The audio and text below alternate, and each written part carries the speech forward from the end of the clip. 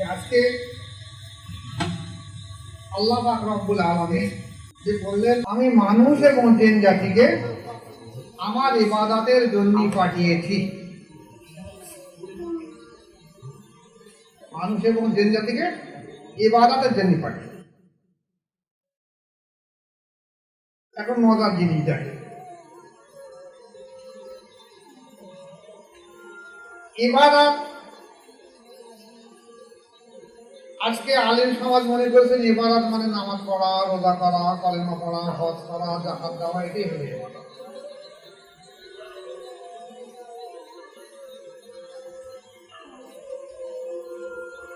তাহলে ইবাদত করতে গেলে যার সম্পর্কে ইবাদত করা হবে তার পরিচয় যদি আমার না থাকে, আমি ইবাদতটা করবো কি করে?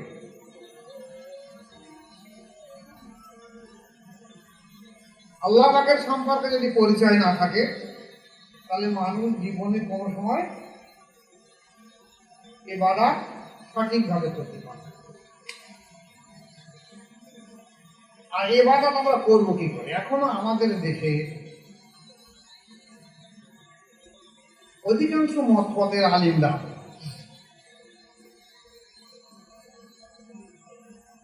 এখনো অন্তর শুদ্ধ বা তাজকিয়া করা বা বাতিনি শিক্ষা করা ফরজ আইন,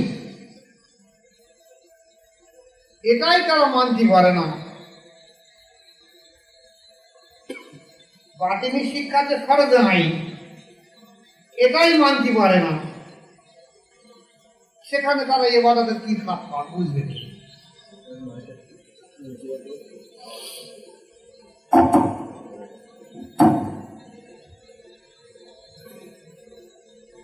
তাহলে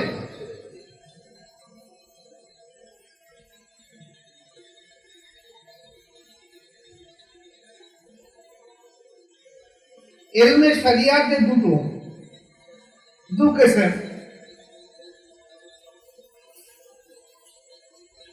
একটা জাহিরি এবং একটা বাতিনি।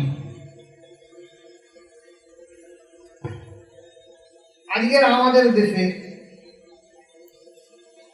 খুব কষ্ট লাগে, অধিকাংশ জমাতরা তারা পরিষ্কার বলে যে ইলমে বাতিনি শিখে করা ফরজ আইন নয়।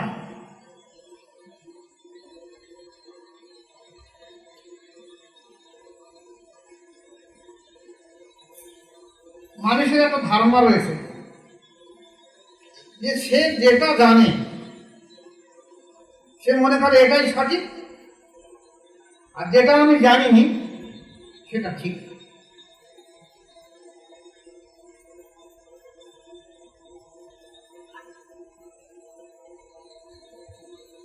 ফলশ্রুতি হয়ে যাচ্ছে কি, আজকের জমানায় হয়ে যাচ্ছে কি, যে ইলমে বাতিনি শিক্ষা ফরজ আইন,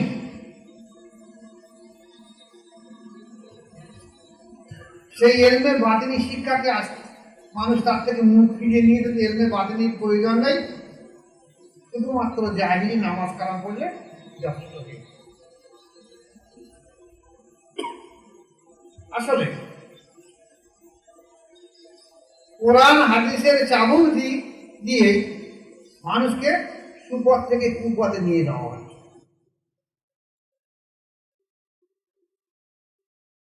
এখনকার ওলামাদের দিকে না তাকিয়ে বরঞ্চ আপনি এক কাজ করুন, 1000 বছর আগেকার যে ওলামারা ছিলেন, তাদের কিতাবপত্র ছিল, সেইগুলোকে নিয়ে দেখেন ইলমে বাতিনি শিক্ষা ফরজ আইন কিনা।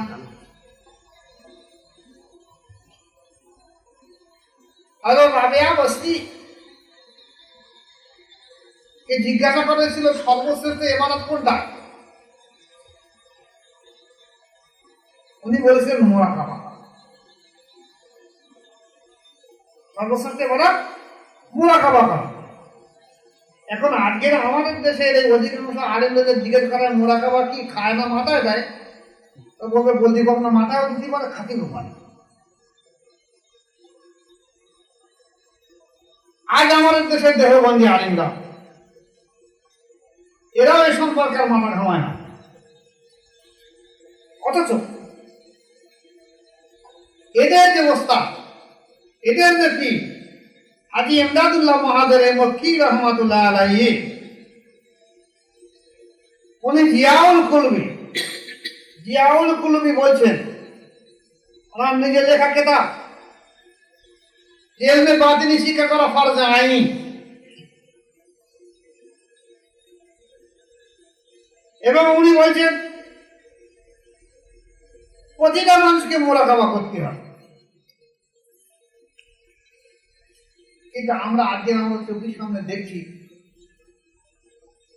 যে মুরাকাবা কি জিনিস মানুষ জানে না। অথচ কোরআন শরীফের সূরা আল ইমরানের ভিতরে এসেছে বিসমিল্লাহির রহমানির রহিম আল্লাযীনা ইয়াযকুরুনাল্লাহা কিয়ামান ওয়া কুউদান ওয়া আলা জুনুবিহিম ওয়া ইয়াতাফাক্কারুনা ফি খালকিস সামাওয়াতি ওয়াল আরদ।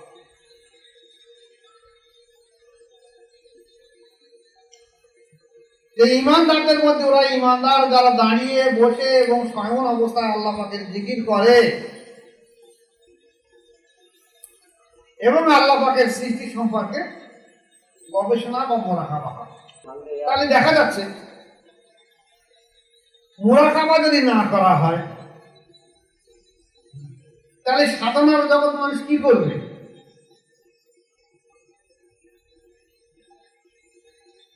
আজকে যদি এই প্রশ্ন করে দেওয়া হয় যে রাসূল পাক সাল্লাল্লাহু আলাইহি ওয়াসাল্লামের নবুয়াতকে প্রকাশ হওয়ার আগে, তিনি নবী হয়ে গেছে কিন্তু দুনিয়ার প্রকাশ হওয়ার জন্য এটা একটা ওসিলা ছিল। এই নবুয়াত প্রকাশ হওয়ার আগে হেরা গুহায় উনি কি করেছিলেন? ওলামারা তো বলে হেরা গুহায় আল্লাহ রাসূল সাধনা করেছিল। সাধনাটা কি করেছিল? তখন তো কোরআনের আয়াত আসেনি, কোরআন অবতীর্ণ হয়নি যে কোরআন মোতাবেক জীবন ব্যবস্থা চালিয়েছে। তাহলে কি করেছিলেন সেই সময়? আসলে এই সময়টা যদি মানুষ একটু গবেষণা করে, চর্চায় দেখে, আলেম সমাজের চর্চায় দেখে, তাহলে দেখা যায় আমার মনে হয় সমাজ একটু পরিবর্তন হয়ে যাবে।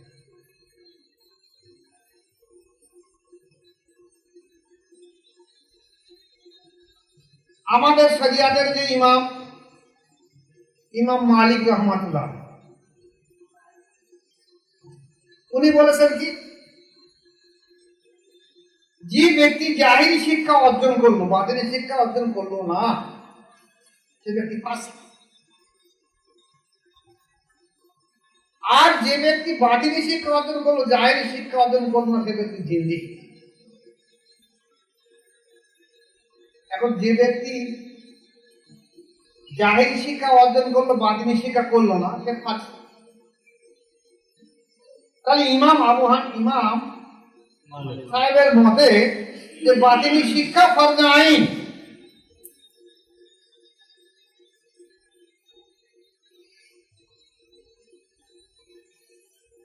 তাহলে যে ব্যক্তি শরিয়াতের শিক্ষা করলো, বাতিনি শিক্ষা করলো, ফাসিক। এখন ফাসিকের পেছনে কিন্তু ইক্তেদার নামাজ পড়া নিষেধ। ফাসিকের নামাজ জীবনে কবুল হয়। এখন আর হামেশা আলিমদের দিকে তাকান, ইমাম সাহেবের দিকে তাকান, কেউ এলমে বাতিনি শিক্ষা অর্জন করে না। বরঞ্চ ফাসিকির আবার কোয়ালিটি তৈরি করেছে, ফাসিকির আবার ফাসিকি করতে আমার পায়াত আছে, আমি করি কি, যেটা করছে না। আবার মিথ্যার উপরে আবার মিথ্যা তহমত চাকরি, নিজের উপরে ঘাড়ে চাকরিটা আমি ঠিক করি, আমি বাতিনি শিক্ষা। আমি এদিকে একটা ইমাম সাহেবকে জিজ্ঞাসা করেছিলাম যে বাতিনি শিক্ষা করা তো ফরজ নয়। বলছি হ্যাঁ অবশ্যই ফরজ নয়। আমি বললাম বাহ, আপনাদের ভালো কথা বলেছেন, তা আপনি বাতিনি শিক্ষা অর্জন করেন? বলে হ্যাঁ করি। আমি কাদেরিয়া তরিকা করি। আলহামদুলিল্লাহ, ভালো ছিল। আচ্ছা, কাদেরিয়া তরিকা সকাল আর সন্ধ্যে দরুদ শরীফ বলেন দেখি। বলছি এখন আর করতেছি, বলছি কবে করেছে? দরুদ শরীফ মুখস্থ নেই কাদেরিয়া তরিকা, আপনি বলছেন বাতিনি করি। আচ্ছা, কাদিরিয়া তরিকা আপনি করেন, আপনি মুরাকাবা করেন, তা আমাকে বলে সেটা আবার কি?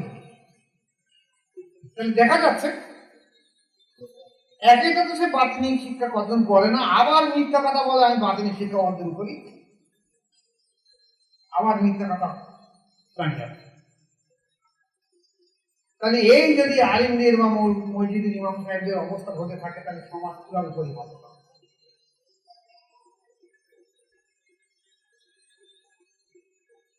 আজকে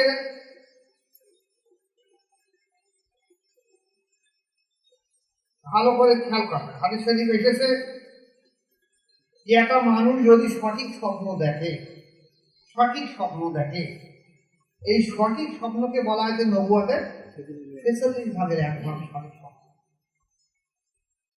সঠিক স্বপ্নটা কি?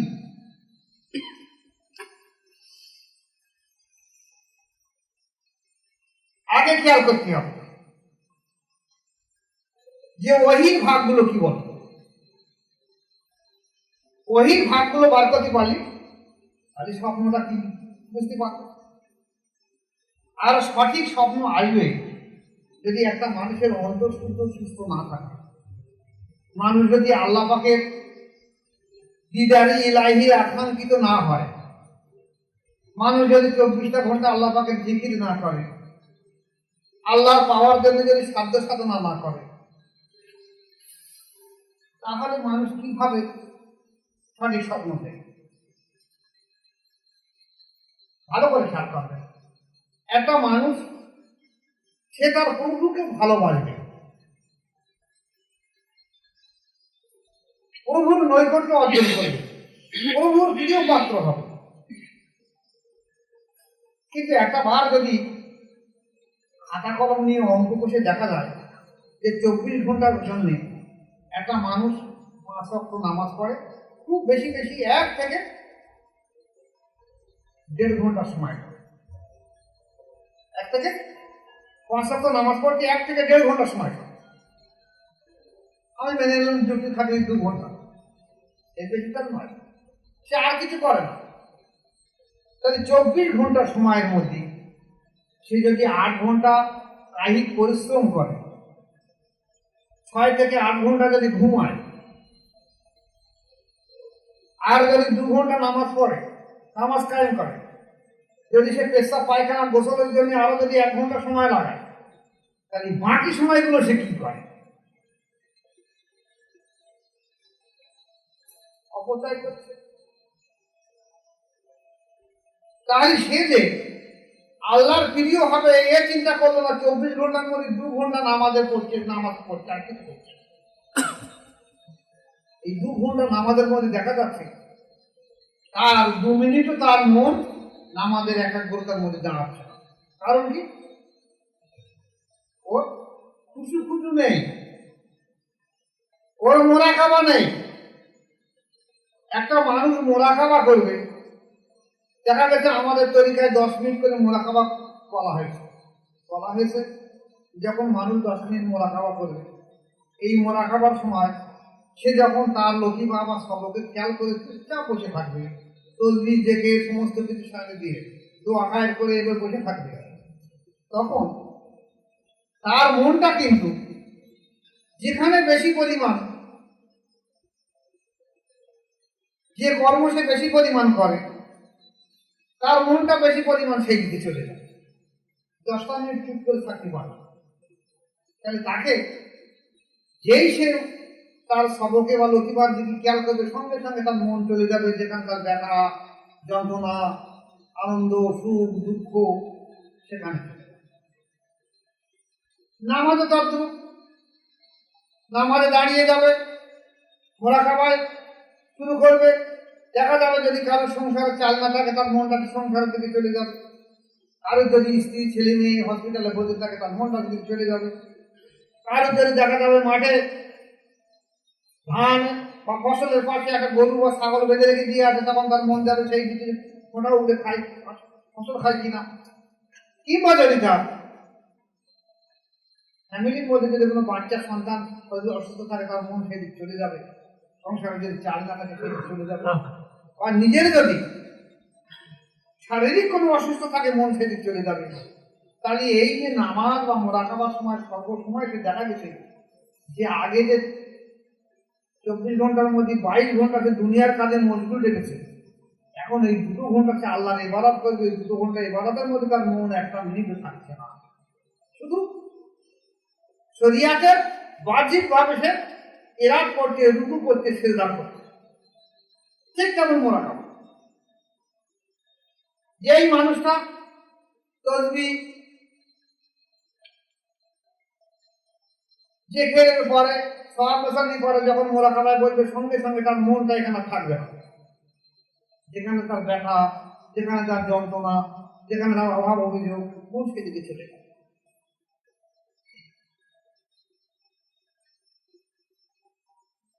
হাদিস শরীফে এসেছে এই যে মন আপনার মন যেখানে সন্তুষ্ট সেদিকে চলে যাবে, আপনি সঙ্গে সঙ্গে সেই মনটাকে আবার ঘুরিয়ে নিয়ে আপনি আবার লতিফার দিকে খেয়াল করে পড়েন, ও আবার চলে যাবে, আবার আপনি আসবেন। দেখা যাচ্ছে এই 10টা মিনিট মোরাকাবার জন্য হয়তো দেখা যাবে 9 মিনিট সে যাওয়া আসা করবে, 1টা মিনিটটা একাগ্রতা। এই যে মোরাকাবার সময় যখনই তার মন বাহ্যিক দিকে ছুটে চলে যাচ্ছে, আবার সে ফিরিয়ে আনার চেষ্টা করছে। এই একটা পলক, চোখ যেমন চোখের পাতা মুখে যায় একটা পলক, এই একটা পলক যখন তার চলে যাবে, মন আবার সে ফিরিয়ে আনবে তার লতিফার দিকে। এই এক পলকে তার আমল নামায় একটা জিহাদের পরিমাণ সওয়াব তার আমল নামায়। সুবহানাল্লাহ। কারণ সে সাধ্য সাধনা করছে একাগ্রতার জন্য, আল্লাহর ধ্যানের জন্য। তা মোরাকাবা যদি সে সঠিকভাবে না করে, জীবনে কষ্টের কালেও এই ব্যক্তি কিন্তু নামাজের মধ্যে একাগ্রতা আনতে পারবে না। মোরাকাবা 10 মিনিট করতে করতে যখন দেখা যাবে যে 1 মিনিট, 2 মিনিট, 3 মিনিট পর্যন্ত মোরাকাবা ধ্যানটা আসতে পারছে, তখন সেই 2-3 মিনিটের মধ্যে নামাজটা সেরে নিতে পারবে। যে নামাজের মধ্যে খুশু একাগ্রতা নেই, এই নামাজই কালকের কিয়ামতের ময়দানে আল্লাহ রাসূলের মধ্যে যে নামাজের মধ্যে খুশু নেই, যে নামাজের মধ্যে তার চরিত্র পরিবর্তন করতে পারেনি, এই নামাজ কাল কিয়ামতের ময়দানে আল্লাহ পাকের কাছে ফরিয়াদ করবে, আল্লাহ পাক আমাকে বরবাদ করে দিয়েছে, তুমি ওকে আমার পিঠে সওয়ার করে দাও, আমি ওকে জাহান্নামে দিই। তাহলে এই সামান্য নামাজ নিয়ে আমরা যত অহংকার করি, কিন্তু নামাজটা কিভাবে আমার খুশু বা সঠিকভাবে হবে, এবং এর জন্য মুরাকাবা অবশ্যই প্রয়োজন। যার জন্য পৃথিবীর যত তরিকা আছে বর্তমানে, এখন দেখা যাচ্ছে মূল 4টে তরিকা, কাদরিয়া, চিশতিয়া, নকশবন্দি, মুজাদ্দিদা, সলাফতিয়া তরিকার দীক্ষার তরিকা আছে। এর শাখা প্রশাখা মিলে পৃথিবীর বুকে বর্তমানে প্রায় 313টা তরিকা চলছে। এই তরিকার প্রত্যেকটা তরিকার মাশায়েখরা মুরাকাবা করে এবং প্রত্যেক তরিকার মুরিদে মুরাকাবা। এর বাইরে আর মুরাকাবা সম্পর্কে কেউ কিছু বোঝে না। এখন একটা মাওলানা মৌলভী যেভাবে মাদ্রাসায় থেকে আলেম পাস করেছে, কামেল পাস করেছে, কাজেল পাস করেছে, টাইটেল পাস করেছে, কিন্তু সে মুরাকাবা কি জিনিস জানে না।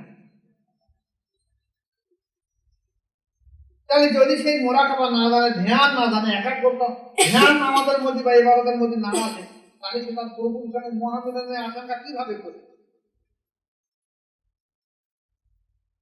অথচ আগেকার সমস্ত উলিয়ারা, আপনি তাসকিরাতুল আউলিয়া ঘেঁটুন, আলাদে মাশায়েখ নকশবন্দি, মুজাদ্দিদ ঘেঁটুন,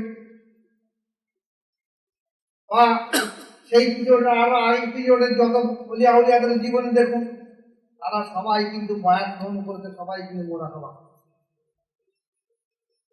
আর আজকে আমরা বয়াতও গ্রহণ করবো না, মোরাকাবাও করবো না, তাহলে আমাদের আত্মশুদ্ধি আসবে কি করে? আমরা ইলমে বাতিনিকে বলছি এটা ফরজ নয়, শিক্ষার প্রয়োজন নেই, তাহলে আমার আত্মশুদ্ধি আসবে কি করে? এই আত্মশুদ্ধিতে আসার কারণেই আজকে আমাদের এদেশে বহু মাওলানা বেড়ে উঠছে, মসজিদ বেড়ে উঠছে, মাদ্রাসা বেড়ে উঠছে, কিন্তু মানুষের চরিত্র, নৈতিক চরিত্রের কোনো পরিবর্তন হচ্ছে না। এই নৈতিক চরিত্রহীন জাতি ধ্বংস হতে বাধ্য।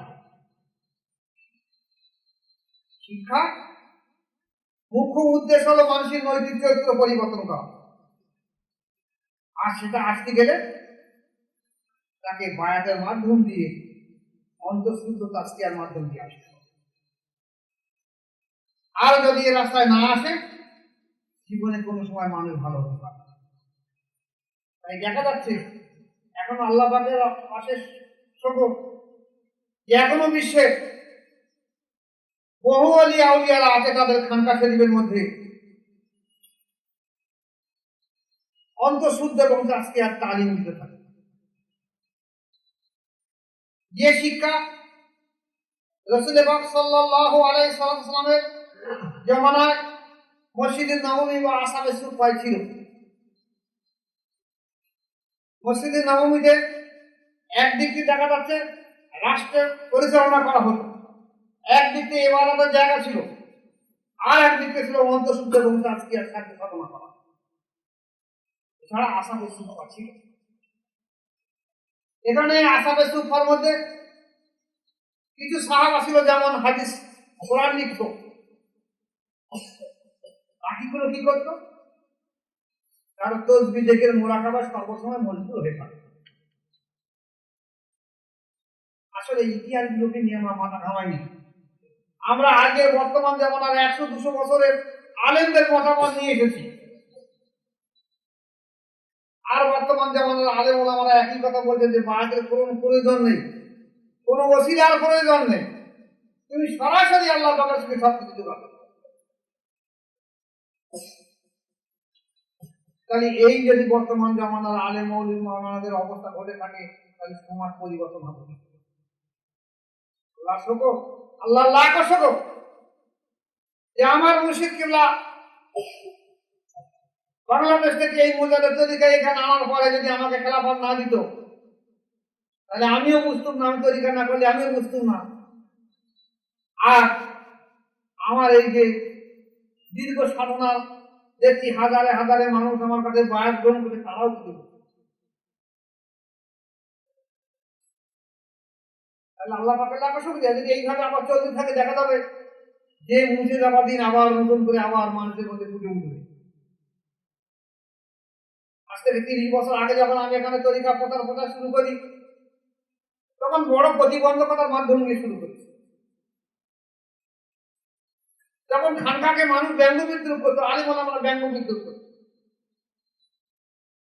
বহু ওলামারা এত কটু কথা, খানকাকে ঘর থেকে চন্দ্রবিন্দু করে, কেউ বলে খানকাকে খাটাল বলে খাইতে করছে। সব ক্যাসেট এখন আছে, খানকাকে খাটাল করেছে, বড় বড় মামা। কিন্তু তবুও না পিছিয়ে গিয়ে সেইভাবে খাদ্য সাধনা করার পরে আজকে দেখা যাচ্ছে একটা বৃহত্তর জামাত নকশের বিরুদ্ধে মোজাহেদা করার জন্য সদা সর্বদা সচেষ্ট হয়ে উঠছে। আল্লাহ পাক দোয়া যায় যে আল্লাহ পাক এই তরিকা উত্তরতর আরো বাড়িয়ে দিই, শুধু ভাঙন নয়। যেমন আজ ভারতবর্ষের বহু রাজ্যে আমার এই তরিকা চলছে, আমি চাই শুধু ভারতবর্ষ নয়, সারা বিশ্ব জুড়ে এই তরিকার মাধ্যম দিয়ে আবার ইসলাম প্রতিষ্ঠা হবে। আমি সব বুঝে আসি, সব বুঝে পাই, তাহলে দেখা যাবে মানুষের চরিত্র পরিবর্তন। তাহলে আজকের দেখা যাচ্ছে আজকের এই শতাব্দীর মাধ্যম দিয়ে আবার আমরা এই পুরনো যুগের ইতিহাস, পুরনো যুগের শিক্ষা, পুরনো যুগের সাধনার মাধ্যম দিয়ে এখন আবার বহু বলিয়া তৈরি হয়েছে। যাকে রাজ হয়েছে, যারা বায়াত গ্রহণ করেছেন বা বায়াত হয়ে আছেন, তসবিহ জিকির করছেন, তাদেরকে অনুরোধ সঠিকভাবে তসবিহ জিকির মুরাকাবা গুলো করুন, চেষ্টা করুন, খাদ্য সাধনা করে কম্পিটিশন করুন, প্রতিযোগিতা করুন যে আমি ওর থেকে আমার নকশের চরিত্র আরো বেশি পরিমাণ ভালো করবো, ওর থেকে আমি ভালো। এই নিয়ত রাখুন, দেখা যাবে ইনশাআল্লাহ আল্লাহ পাক আপনাদেরকে কামিয়াব করে দিয়ে দেবে। আমি দোয়া রাখি আল্লাহ পাক আমাদের প্রত্যেককে, যারা বায়াত গ্রহণ করতে, প্রত্যেকের মকসুদ মঞ্জুরি দিয়ে দেবে। আমার আলাইনা ইল্লাল বালাগ। আসসালামু আলাইকুম ওয়া রাহমাতুল্লাহি।